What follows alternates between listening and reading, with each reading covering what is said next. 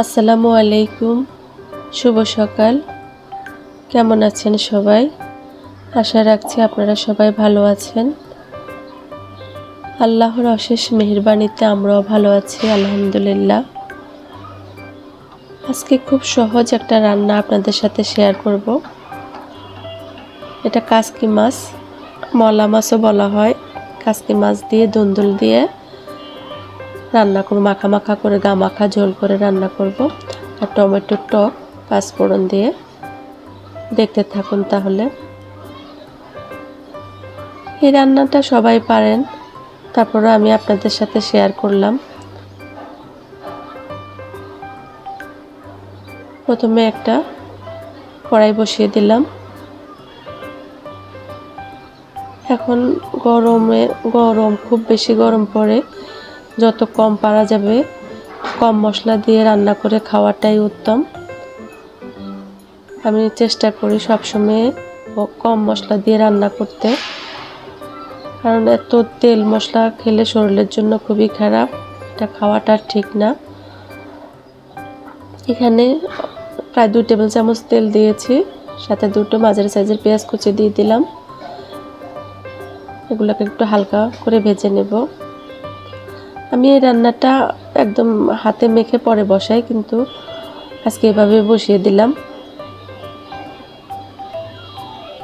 ছোট মাছটা আমরা সবাই আসলে কম বেশি সবাই পছন্দ করি।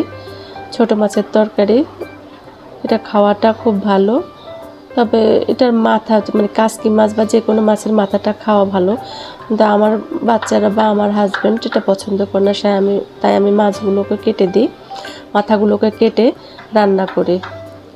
এখানে আমি রসুনটাকে কুচি কুচি করে দিয়েছি।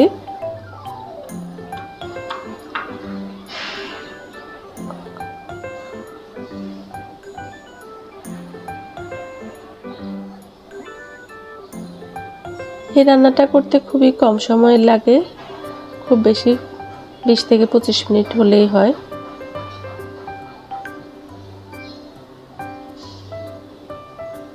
গরমে আসলে রান্না করতে বা রান্নাঘরে যেতে খুব কষ্টকর হয়ে যায়, বিশেষ করে আমরা যারা গৃহিণী, আমাদের তো এই কাজটা করতেই হবে। তারপরও যত কম সময়ে আমরা রান্নাটা শেষ করতে পারি সেদিকে আমরা খেয়াল রাখবো। এত বেশি তাপের কাছে থাকাও ঠিক না।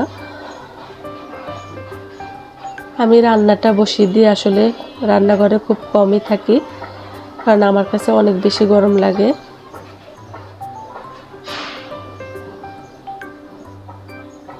অল্প একটু পানি দিয়ে দিলাম।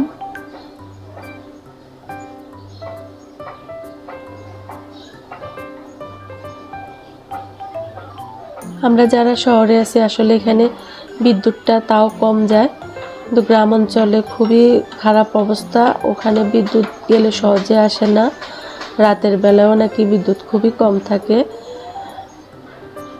আসলে ওদের জন্য খুব খারাপ লাগে, গরমে কিভাবে ঘুমায় বা কী করে। এখানে হলুদ দিয়ে দিলাম 1 চামচের মতো, মরিচও 1 চামচ দিয়েছি, কারণ আমি মশলাটা কমই দেব, ঝালটাও কম দেব, লবণটা স্বাদ অনুযায়ী।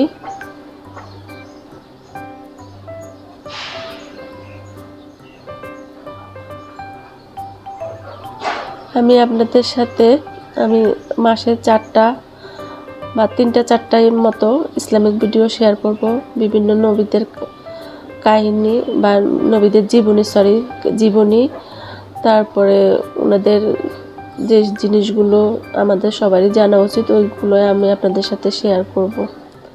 এই যে কাসকি মাছগুলো আমি মাথা ফেলে দিয়েছি।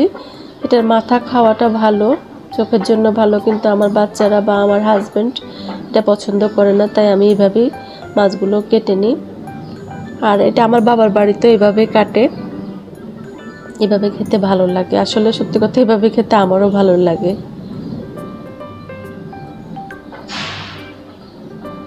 এই যে ধুন্দুলটা, আমি এটাকে দুটো ধুন্দুলকে আগে ধুয়ে ছিলে তারপর আর আমি টুকরো করার পরে এটাকে আর পানি দিয়ে ধুই না, কারণ এভাবে রান্না করলে খেতে অনেক বেশি ভালো লাগে। আর কাটার পরে ধুলে এটার ভিতরে পানিটা ঢুকে যায়, রান্নাটা কেমন যেন আমার কাছে ভালো লাগে না। আমি পানি দিয়ে দিলাম একটুখানি, কারণ নিচে লেগে যাচ্ছে সেজন্য।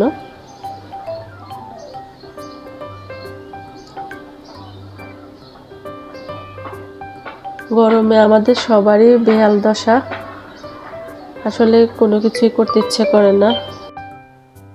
অনেকে কমেন্টে করেন আমি কেন সামনে এসে ভিডিও করি না, ব্লগ করি, ব্লগ আকারে কেন নিজেকে দেখাই না বা নিজের কাজকর্ম দেখাই না। আমি যতটুকু পারি নিজেকে আড়াল করে নিজের কিছু কথা আপনাদের সাথে শেয়ার করা বা নিজের ঘরের কাজকর্ম টুকটাক কিছু শেয়ার করা, এটাই আমার আপনাদের সাথে কথা বলতে ভালো লাগে। তাই আমি এই সময়টুকু আপনাদের সাথে শেয়ার করি। কখনো সামনে এসে আমি ভিডিও করব কিনা আমি জানি না, তবে আমার ইচ্ছা আছে আমি না করব, কারণ আমি পবিত্র হজ পালন করেছি। আমি এভাবে সামনে এসে কখনো ভিডিও করব না, আমার ওই ধরনের ইচ্ছা নেই। বাকিটা আল্লাহ তাআলাই ভালো জানেন।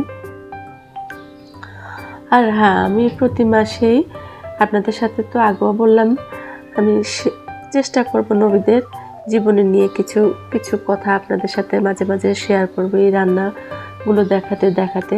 কারণ আমি যে রান্নাগুলো দেখাই, এই রান্নাগুলো আমরা সবাই পারি, কম বেশ সবাই পারি। এগুলো থেকে দেখে কিছু করার মতো আমার মনে হয় না কিছু নেই। তারপরও আমি আমার দৈনন্দিন কাজের কিছু রান্না আপনাদের সাথে শেয়ার করা, কিছু গল্প করা, কিছু কথা বলা, নিজের কিছু সুখ দুঃখের কথা বলা, এই আর কি, আর কোনো কিছুই না। আপনারা কেমন ভাবে নেন আমার কথাগুলো আমি জানি না, তবে আমার ভালো লাগে আপনাদের সাথে আমার কথা বলতে।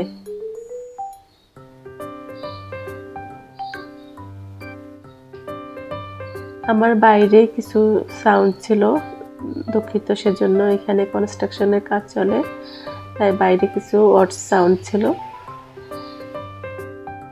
এবার একটু সুন্দর করে নেড়ে দিচ্ছি। এটা নাড়তে হবে খুব আলতো হাতে। আমার মা বলেন রান্নাটা একটা শিল্প, যত সুন্দর করে গুছিয়ে করা যায় বা সার্ভ করা যায় তত নাকি ভালো লাগে।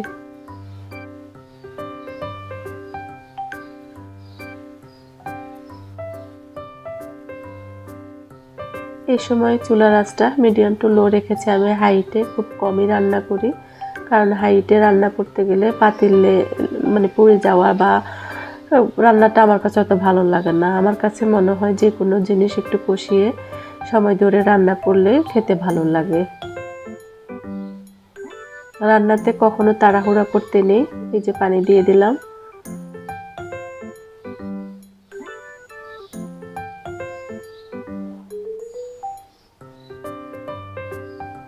আমি এই রান্নাটার সাথে টমেটোর টক করেছি, ওটা সম্পূর্ণটা আপনাদের শেয়ার করব না।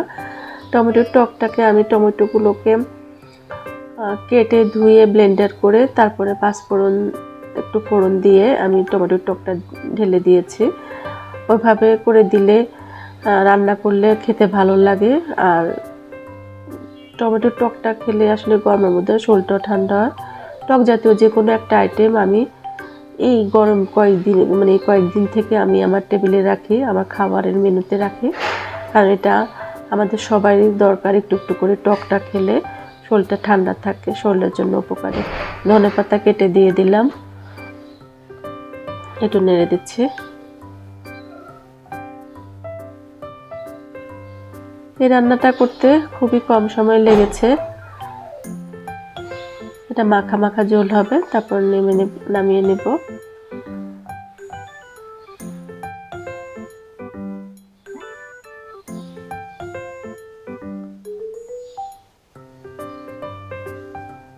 আমার ভিডিওর কোয়ালিটি হয়তোবা তেমন একটা ভালো না, কিন্তু আমি চেষ্টা করি আমার সবচেয়ে সুন্দর করে আপনাদের সামনে শেয়ার করা বা আমার উত্তম জিনিসটাই আপনাদের সামনে শেয়ার করা। আমার রান্না করা শেষ, টেবিলে সার্ভ করে নিলাম। দেখুন মাশাআল্লাহ অনেক সুন্দর হয়েছে, তবে খেতেও অনেক ভালো হয়েছে। আমার হাজব্যান্ড, আমার বাচ্চারা খুবই পছন্দ করে খেয়েছে এই রান্নাটা।